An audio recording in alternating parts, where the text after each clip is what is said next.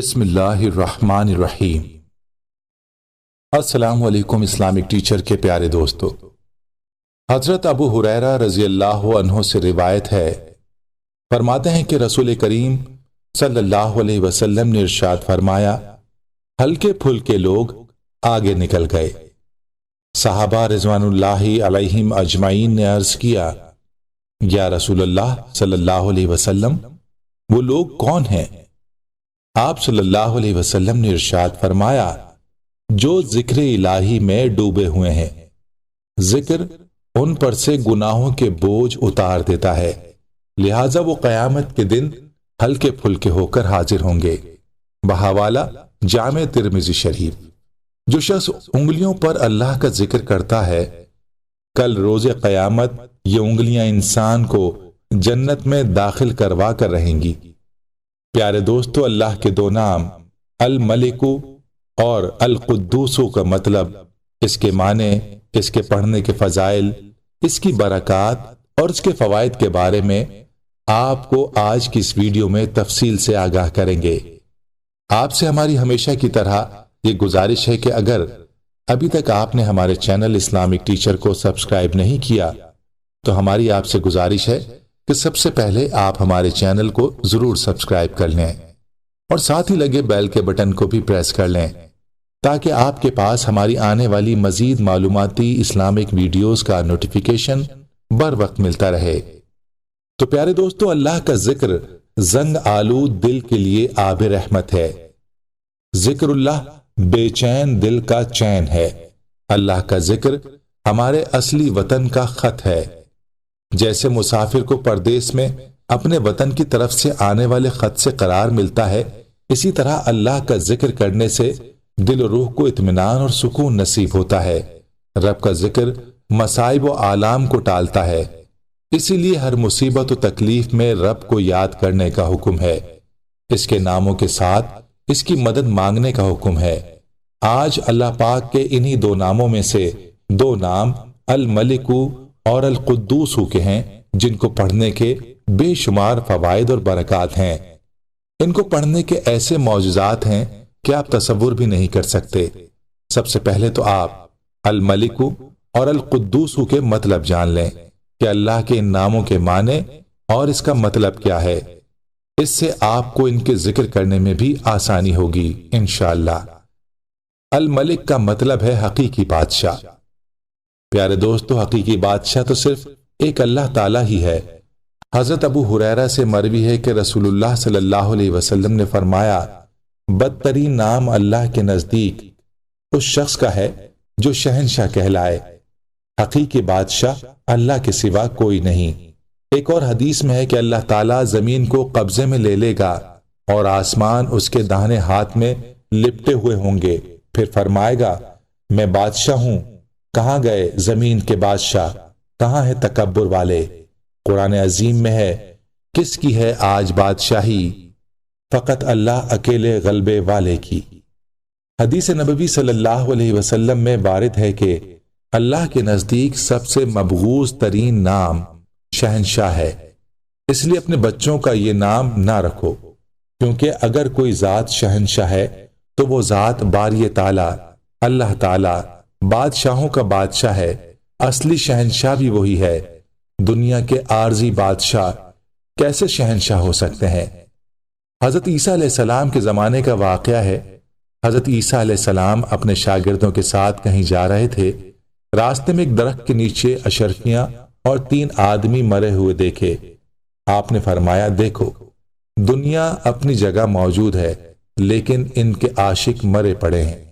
سکندر اعظم کی آخری وقت کی عقل مندی دیکھیے کہ اس نے اپنے لوگوں کو ہدایت کی تھی کہ مرنے کے بعد میرے ہاتھ کفن سے باہر نکال دینا تاکہ لوگ دیکھ لیں کہ پوری دنیا کو فتح کرنے والا سکندر آج خالی ہاتھ جا رہا ہے۔ حالانکہ یہی سکندر اعظم تھا جو دنیا کے اقتدار کو پانے کے لیے یونان سے ٹیکسلا تک مار کاٹ کرتا ہوا آیا اور راستے کی بستیوں کو تخت و تاراج کرتا رہا۔ بعد میں اسی مرز اقتدار اور ملک گیری میں اس کے ساتھ نیپولین بوناپارٹ اور ہٹلر نے دنیا کی اینٹ سے اینٹ بجا دی۔ آج بھی یہی ملکیت اور ملوکیت کی بیماری بڑی طاقتوں کو نیچے نہیں بیٹھنے دیتی۔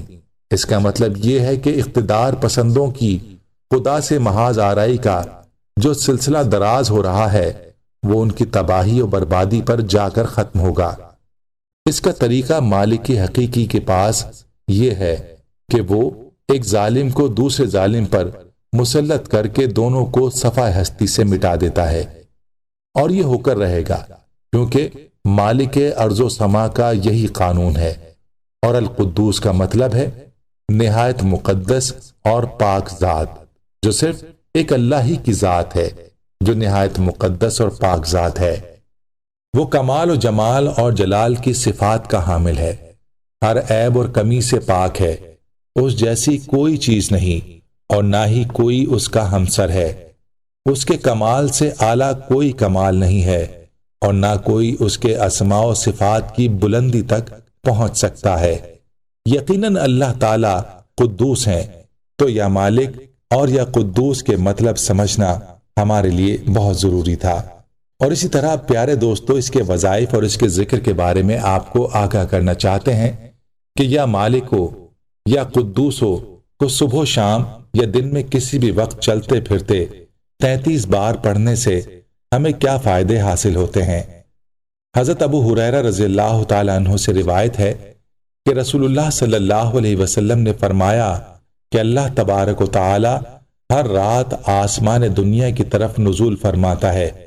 جس وقت رات کا ابتدائی حصہ گزر جاتا ہے تو اللہ فرماتا ہے، میں بادشاہ ہوں، کون ہے جو مجھ سے دعا کرے اور میں اس کی دعا قبول کروں؟ کون ہے جو مجھ سے سوال کرے اور میں اسے عطا کروں؟ کون ہے جو مجھ سے مغفرت مانگے اور میں اسے معاف کر دوں؟ اللہ تعالیٰ اسی طرح فرماتا رہتا ہے یہاں تک کہ صبح روشن ہو جاتی ہے۔